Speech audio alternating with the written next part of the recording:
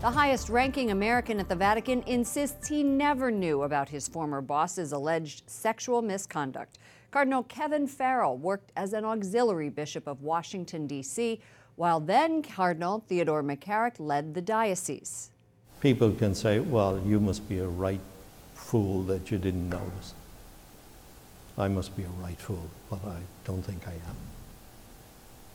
And that's why I feel angry.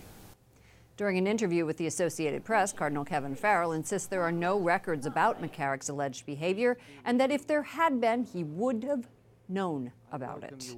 Vatican correspondent Juliet Linley joins us from Rome. Juliet, why is Cardinal Farrell speaking out now? Lauren, it's possibly because there is a certain degree of anger being directed specifically at Cardinal Farrell, as some think that he must have known something about the activities of then Cardinal McCarrick. Now, Farrell served as an auxiliary bishop to McCarrick for 5 years in Washington, Lauren, from 2001 to 2006, and he lived in the same apartment building as McCarrick and other priests. So Farrell is very forcefully making clear here that he had no idea what was going on and that he's angry at having been deceived. Former priest is alleging that McCarrick invited him and other seminarians to a beach house in New Jersey. Did Cardinal Farrell know that?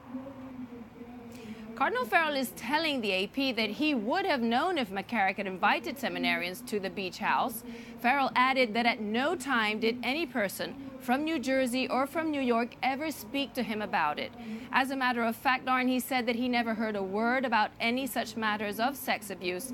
And Farrell said, quote, what Cardinal McCarrick was doing here, there, and everywhere and all over the world didn't enter into my daily routine of the running of the Archdiocese of Washington. While McCarrick has denied allegations of abuse, the Vatican announced Saturday that Pope Francis had accepted his resignation from the College of Cardinals, Lauren, and had ordered him to conduct a life of prayer and penance before a church trial is held.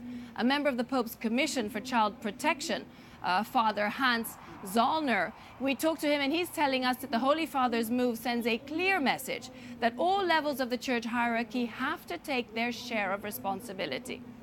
Juliet, the issue of sex abuse isn't just, in this case, it's dominating headlines across numerous countries around the world, including Chile, where a meeting of its bishops' conference is underway this week.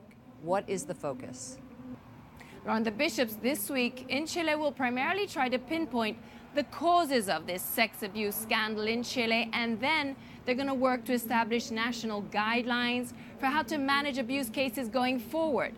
The gathering comes on the heels of Cardinal Ricardo Ezzati Andreu of Santiago, a past president of the Chilean Bishops' Conference, and he was summoned for questioning by local authorities, and they wanted to know if he covered up a case of abuse by a priest.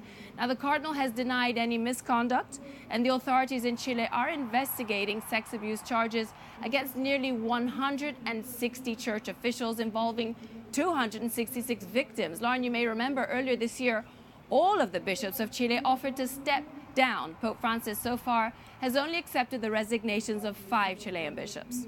And Juliet, on a lighter note, I think we'd be remiss if we didn't talk about what's going on behind you. Altar boys are there for a convention, and we will have more about that later in the show. Juliet Linley, EWTN News Nightly Vatican correspondent. Thank you. Thank you, Lauren.